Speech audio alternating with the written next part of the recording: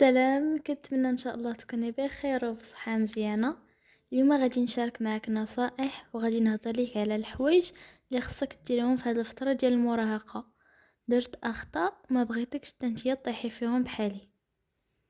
المراهقة هي مرحلة مهمة في حياتك، وفيها كتبدا تشكل شخصيتك، وكتعلمي منها بزاف ديال الحوايج على راسك وعلى الناس، كتاخدي منهم دروس. فجيبي شي حاجه تشربيها وانتي كتفرجي في هذا الفيديو، كاس ديال الاتاي، كاس ديال القهوه. ويلا نبداو باول حاجه اللي هي ثقي في راسك، حيت الثقه هي كل شيء. الا ما كنتيش ثقه في راسك غادي يكون سهل على الناس ياثروا فيك وتوصل بهم حتى يستغلوك. غادي يستغلوك في حياتك، وغتعيشي حياتك كامله وانتي كتعرضي للاستغلال. علاش؟ حيت كنتي بهله. وحتى الا ما تيقاش في راسك غابيني وديري ماسك على وجهك. مع الوقت هاد المداومة غادي تولي بصح تيقة في راسك. fake it until you make it. وفاش كنهضروا على الثقة في النفس، ماشي هي شوفوني انا ثقة في راسي، لا. الثقة في النفس كتبان في التصرفات ديالك، في الهضرة ديالك ولا المشيه ديالك. ماشي انتي كتمشي وكتافك طايحين، هزي كتافك وخلي ظهرك في وضعية مستقيمية بحال هاد التصويره اللي كتشوفي في الشاشة. وديها في صحتك، كلي ماكله صحيه، شربي الماء مزيان، وبركه من السهر في التليفون بالليل. انتي غا ما كتادي في راسك، وفاش غتوعي بشنو كنتي كديري غتندمي. وماشي بالضروري ديري كيلو ديال المكياج عاد تخرجي. الاساس في هذا العمر هو واقي الشمس، ماسكارا، بلاش، صافي. اما داك الفون دو تان، انتي غا ما كترحبي بالحبوب لوجهك. المهم انك تباني نقيه وتكوني نقيه، لابسه حوايجك نقيين، ريحتك زوينه، كديري ديودورون، وريحه فمك نقيه. هذا هو الاساس في هذه الفتره. الحاجه الوحيده اللي غتركزي عليها هي القرايه، قرايتك. حيت هذا الوقت، هذا هو الوقت المناسب باش تستثمري في مستقبلك، وبعدي على شي حاجه سميتها التصاحب. اولا حيتاش حرام وعلاقة غير شرعية، وثانيا هاد الفترة كما قلت لك خاصة بيك نتيا، من خلالها كتبني ذاتك وكتحققي احلامك.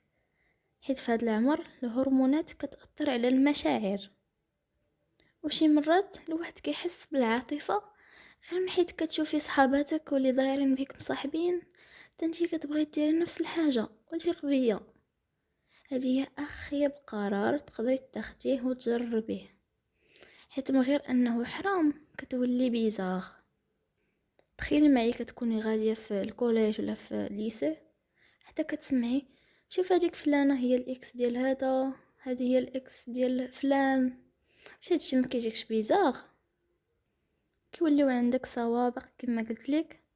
اللهم ديها في قرايتك وترونكيل، وبعدي على هاد العلاقات اللي ما فيهم حتى شي فايده، وخلي علاقتك مع عائلتك وصحابك هي الأساس.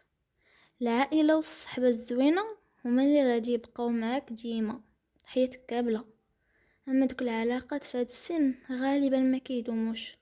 في مقابل أنك تهضري وتعطي الطاقة ديالك لشخص مجهول، استثمريه في ناس كيعطيوك طاقة إيجابية. وحمي راسك من الاستغلال، ما تخليش حتى حد يستغلك.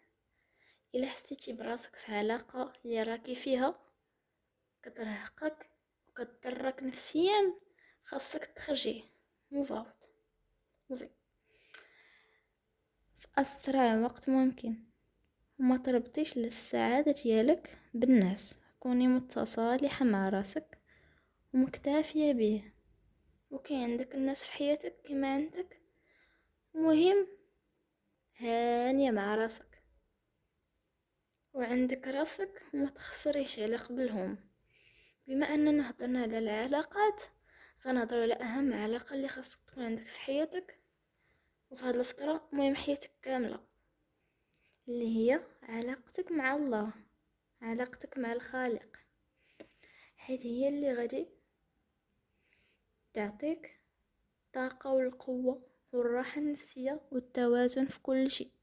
بقيت تصلي الصلاة في وقتها، قراي ورد يومي على الأقل أضعف الإيمان 2 صفحات يوميا، وسورة البقرة. راني هدرت على العبادات اللي غادي تغير لك حياتك، مجرد انك تداومي عليها. تفرجي في داك لا فيديو وكملي نكملو. ادعي البنات، الدعاء حاجة زوينة بزاف، وبالاخص حنا ان شاء الله مقبلين على شهر رمضان. بقيت تدعي في السجود ديالك لاي حاجه بغيتيها تيسر لك وتحقق لك، حيت الله قريب منك. غير طلبي منه باخلاص، ما تخيليش الدعاء غير وقت حاجتك، ولكن حتى تدعيه بالشكر والتقدير للنعم اللي عندك.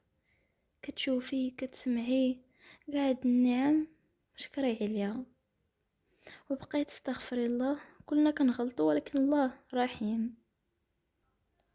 ومن نهار مشيت على مبدأ اقضوا حوائجكم بالكتمان، وانا كنشوف التحسن في حياتي.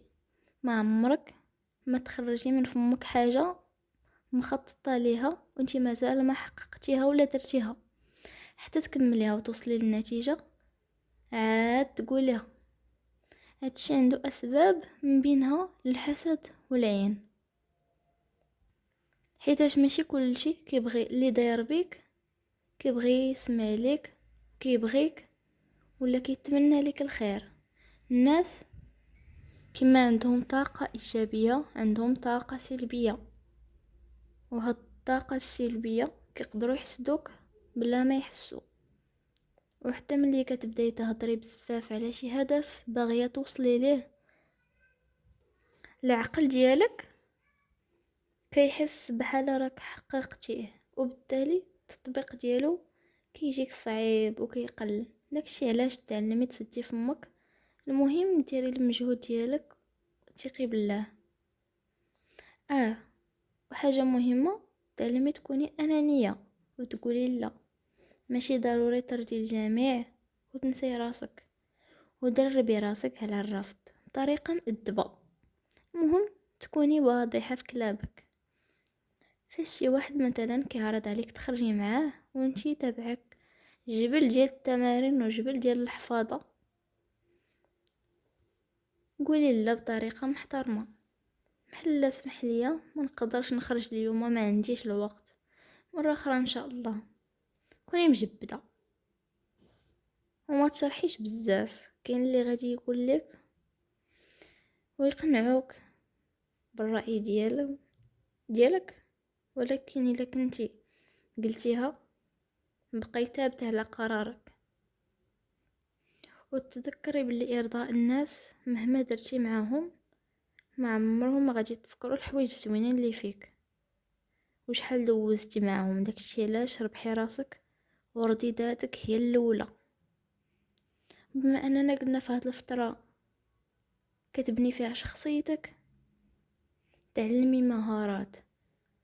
البنات بزاف ديال المهارات كاينين في بزاف ديال المجالات. تعلمي الطبخ مثلا، قراي كتوبه، ثقفي راسك فاش يتعرض عليك شي موضوع في شي نقاش تكوني ديجا عارفاه وعندك ما تقولي، ماشي تبقاي ساكته. وديري سبور. بزاف ديال الهوايات والمجالات اللي تقدري تتعرفي عليهم وتعلميهم، وتعلمي لغات. فهاد الفتره عقلك غادي يكابتي لك داكشي. تعلمي اللغه الانجليزيه حيت كلنا عارفين الاهميه ديالها في هذا الزمان، فتعلميها. وهكا غادي نكونوا سالينا الفيديو ديال اليوم. كنتمنى يعجبكم. متنساونيش من ارائكم في التعليقات، ونتلاقاو في فيديو جديد ان شاء الله.